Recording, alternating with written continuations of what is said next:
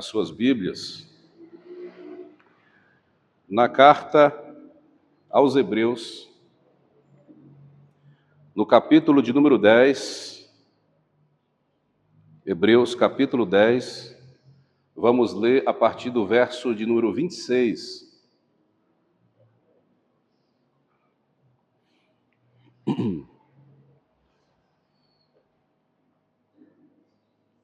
Hebreus capítulo 10, a partir do verso de número 26.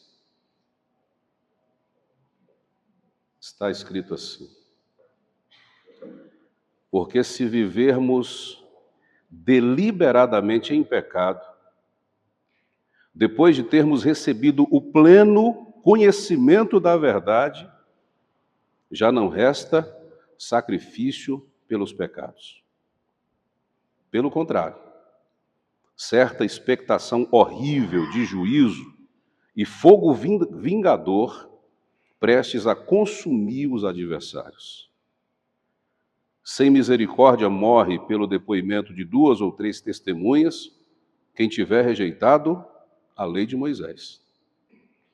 De quanto mais severo castigo julgais vós, será considerado digno aquele que calcou aos pés o Filho de Deus, aquele que pisou nos filhos de Deus, profanou o sangue da aliança com o qual foi santificado e ultrajou o Espírito da graça?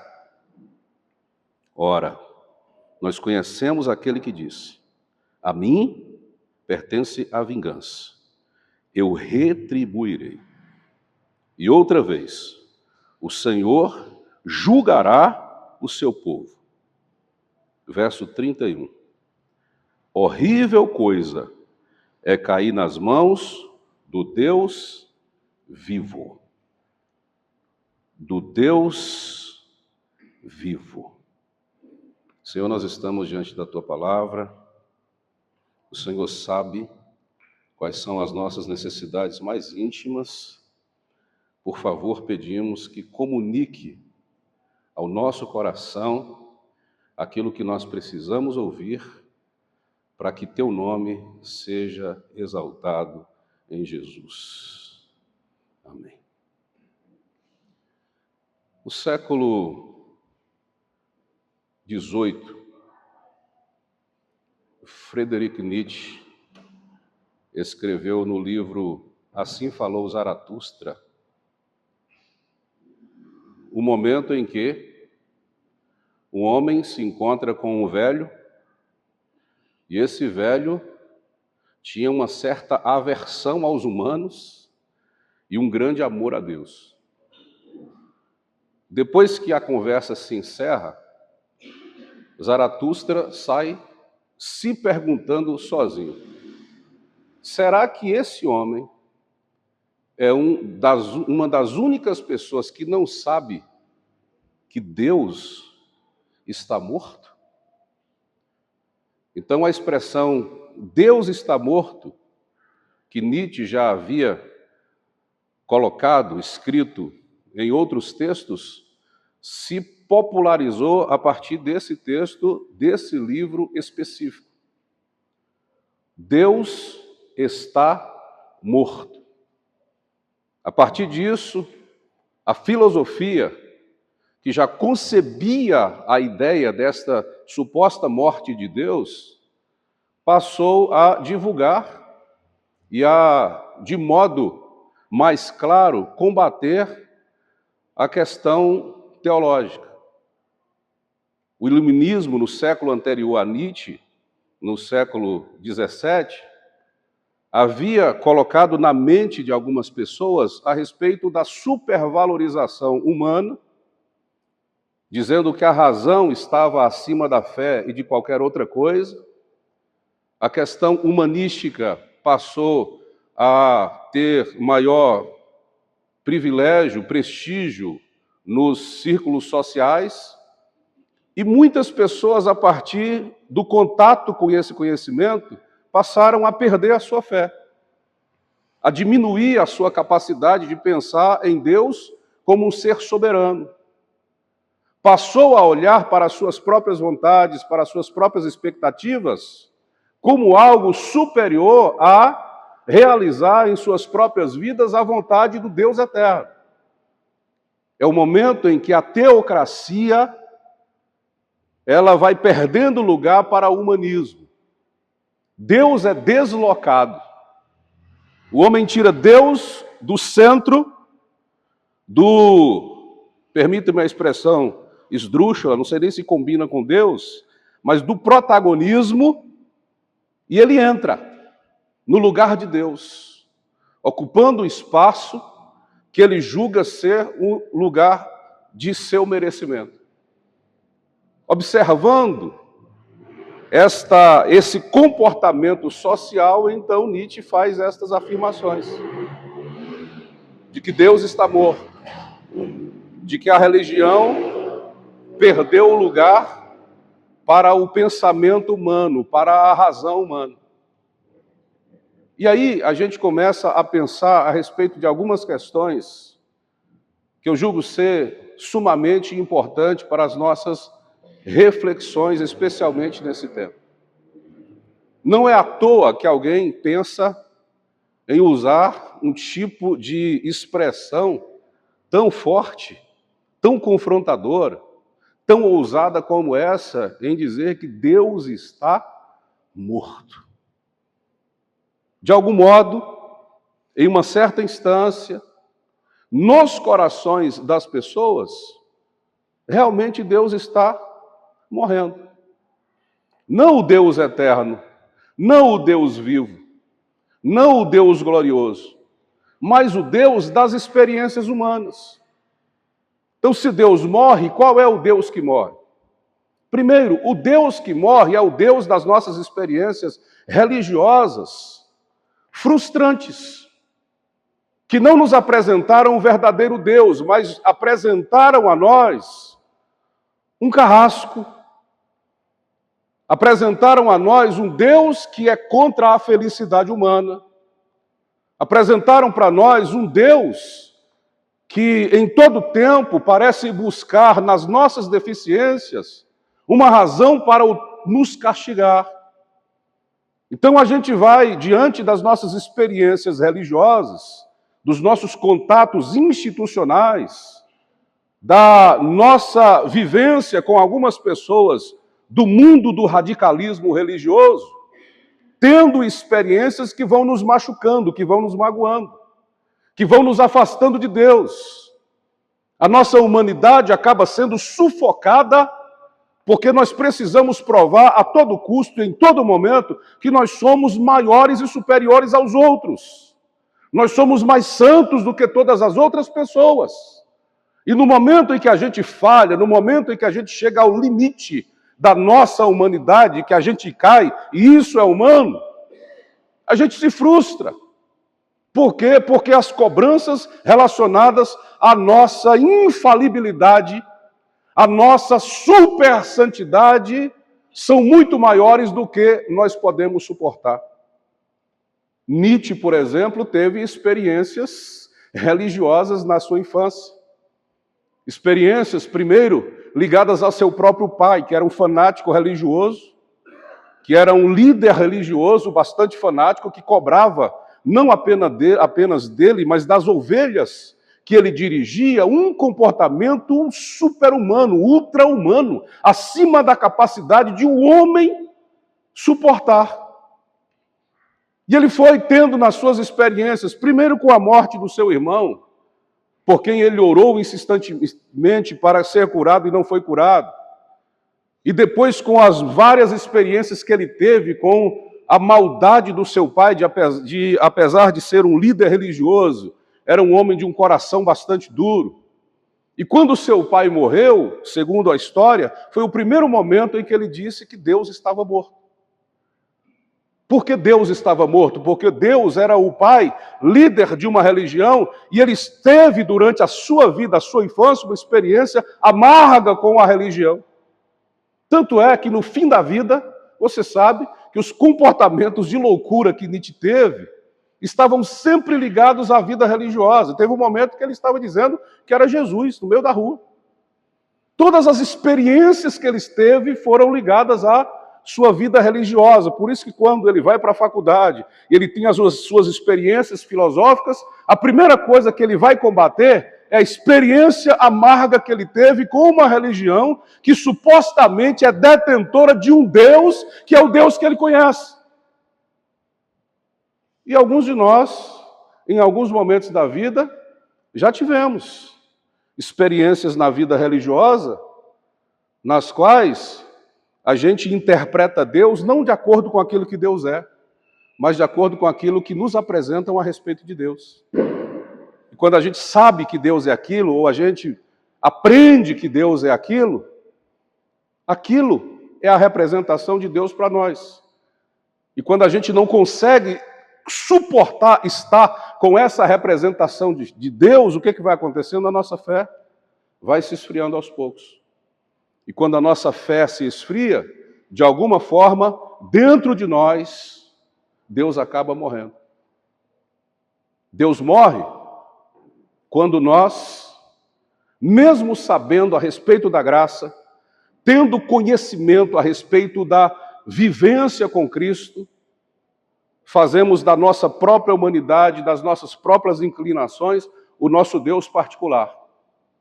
E era sobre isso que o escritor aos Hebreus, no texto que lemos, estava falando. Sobre pessoas que deliberadamente estavam vivendo de acordo com suas inclinações, ao seu bel prazer, mesmo tendo a experiência de conhecer, e a experiência plena, diz o escritor aos Hebreus, de conhecer a graça, de conhecer a Jesus. Mas eles trocam Jesus pelas suas próprias inclinações, pelos seus desejos particulares. Isso de consciência. Sabendo que a graça, o sangue, a santificação são os mecanismos de Deus nos aperfeiçoar em Cristo para nos tornar herdeiros da vida eterna. Eles, sabendo disso, ainda assim preferem deliberadamente viver as suas experiências pecaminosas. O escritor aos Hebreus está dizendo isso. Quando alguém vive assim deliberadamente, não existe mais sacrifício pelos pecados. E ele usa como exemplo, como referência do juízo que Deus estabelece sobre esta pessoa, o que acontecia na lei. Se 2 ou 3 testemunhas levassem alguém diante das autoridades religiosas, alguém que tinha negado a lei, que tinha rejeitado a lei, por essas 2 ou 3 testemunhas, a pessoa era apedrejada sem piedade.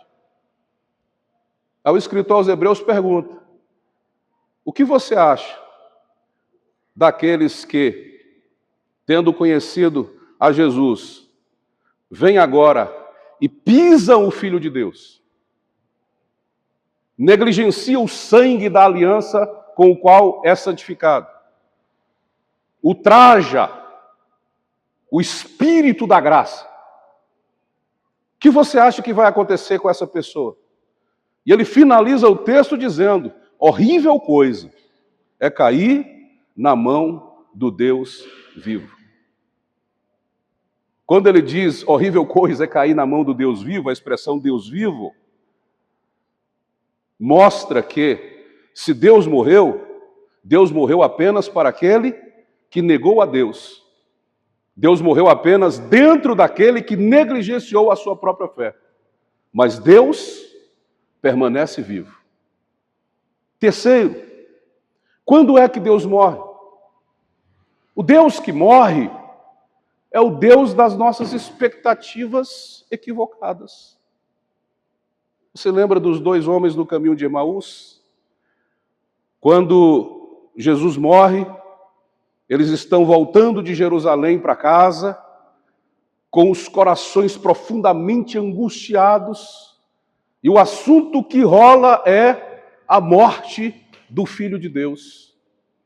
Eles estão profundamente tristes, e de repente o Jesus ressuscitado, no domingo pela manhã, entra no caminho e começa a conversar com eles. e pergunta o que eles estão tratando naquela conversa no meio do caminho para Emaús. E eles, a princípio, até olham para Jesus e perguntam: que desinformação é essa, mano? Você é o único que, estando em Jerusalém, não sabe das últimas notícias? E começa a falar para Jesus a respeito de Jesus. Começa a falar para Deus a respeito de Deus. Porque, na verdade, eles não reconheceram Deus, porque não haviam conhecido de acordo com as expectativas de Deus. Eles conheciam a Deus de acordo com as suas próprias expectativas. Quando Deus das suas expectativas morre, acaba a fé. Quando eu venho para a igreja, quando eu quero um contato com Deus porque eu quero prosperar na vida, porque eu estou afim apenas de ser curado, porque eu preciso de algo que alimente e realize o meu sonho, quando eu estou nesse ambiente apenas para concretizar meus projetos pessoais, e de alguma forma, em algum momento, isso não é a vontade de Deus, e não se concretiza, a minha fé vai se esfriando aos poucos. Porque o Deus que eu conheci, o Deus que eu alimentei, o Deus com quem eu tinha contato, é o Deus das minhas próprias expectativas equivocadas. E quando esse Deus morre, quando as expectativas não são cumpridas, então acabou a fé, acabou o contato com Deus, e a única coisa que eu tenho a fazer é voltar para casa. Eles estão indo de Jerusalém para Emaús. E o Jesus ressuscitado, o Deus que, quando vê sinceridade nos corações, mesmo que sejam corações de expectativas frustradas, entra no caminho para ressuscitar-se no coração daqueles no qual ele morreu. Jesus entra no caminho de Emaús para se ressuscitar no coração dos discípulos onde ele estava morto. Ele continua a conversa, como quem não era conhecido e como quem não sabia de nada, e ao mesmo tempo ele começou a falar das Escrituras para aqueles homens, e dizendo: vocês são tardios, vocês estão na expectativa da sexta-feira, da morte, hoje é domingo de manhã e vocês ainda não sabem, ou não perceberam, ou não ouviram, ou não entenderam o que o Filho de Deus havia dito a respeito da sua ressurreição. E foram conversando cerca de 9 a 11 quilômetros, caminhando e conversando. A angústia dos corações dos discípulos do caminho de Emaús foi sendo diminuída cada vez mais. E quando eles chegam em Emaús, já é fim de tarde. E aquele Jesus que eles tinham apenas como um caminhante companheiro, diz: eu vou continuar a minha viagem. Eles falam: não, fica aqui. Pousa com a gente, porque já é tarde, já está escurecendo. E Jesus decide entrar na casa deles. Eles oferecem pão, oferecem abrigo, e se sentem tão honrados com aquele homem, com aquele caminhante que agora é um hóspede em sua casa, que eles fazem algo que não é comum. Normalmente o dono da casa dava graças na hora da refeição, e eles pedem ao visitante para fazer isso. E quando o visitante faz a oração e parte o pão, eles reconhecem que aquele era o Deus que havia morrido em seus corações, mas que estava vivo.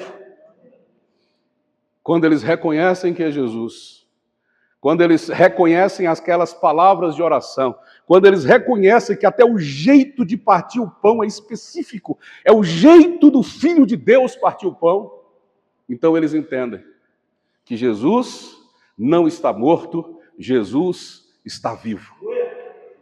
Jesus só está morto no coração de quem cria expectativas equivocadas a respeito de Deus. Mas até nesses corações, Jesus deseja ressuscitar, assim como ressuscitou.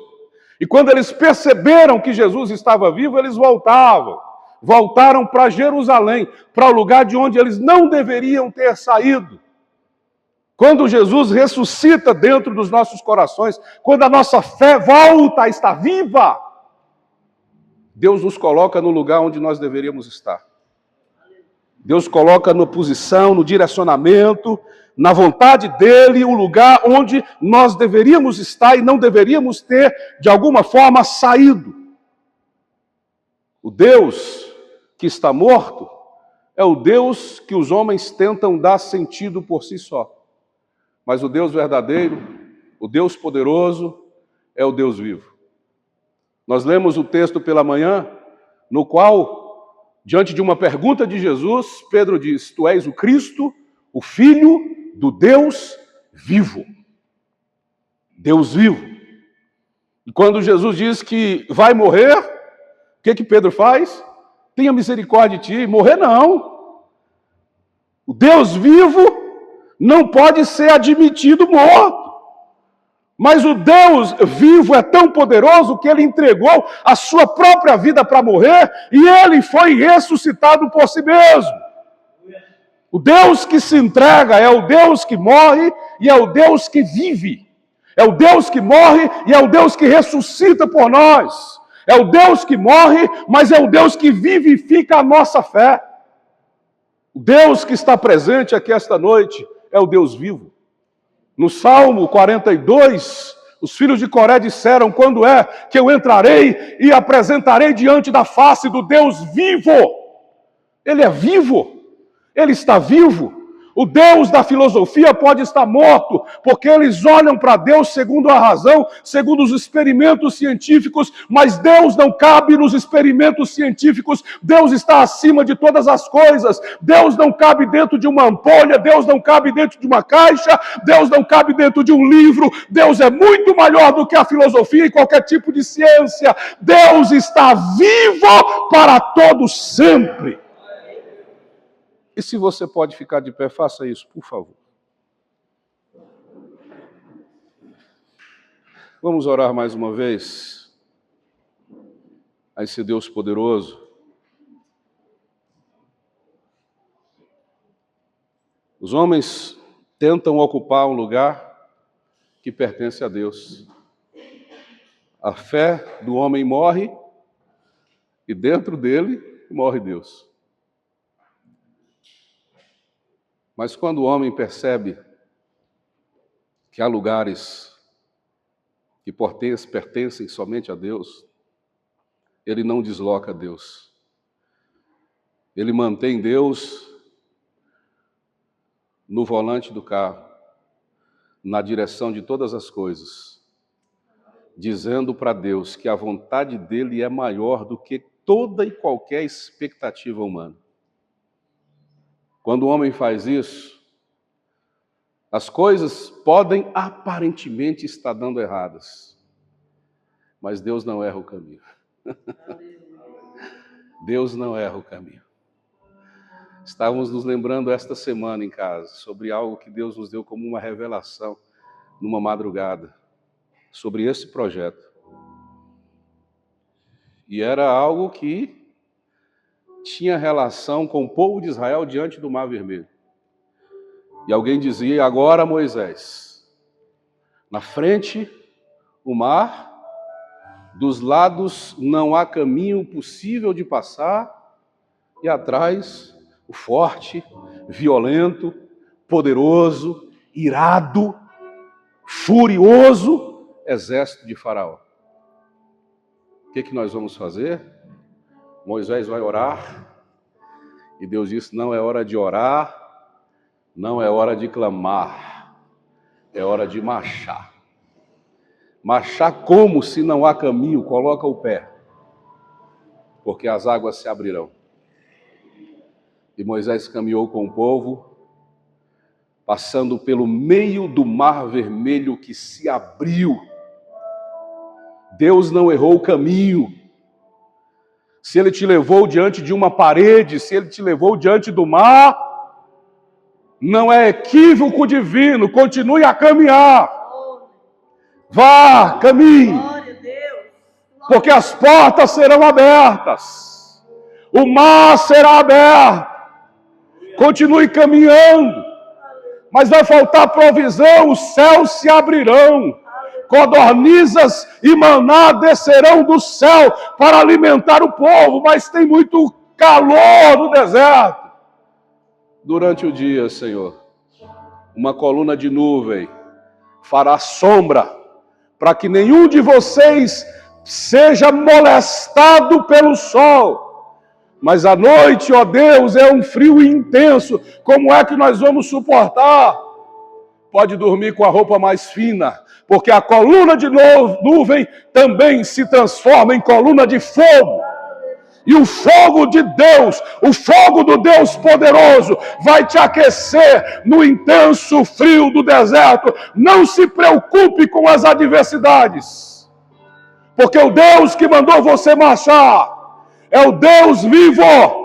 O Deus que mandou você marchar é o Deus que garante a tua vitória. Continue a sua caminhada confiando nele. Nós cremos, Senhor. Nós cremos na tua palavra. Nós cremos na tua grandeza. Nós cremos que quando a tua vontade é estabelecida, nós cremos que quando a tua vontade é colocada no centro, como diretor da nossa vida, as coisas se realizam.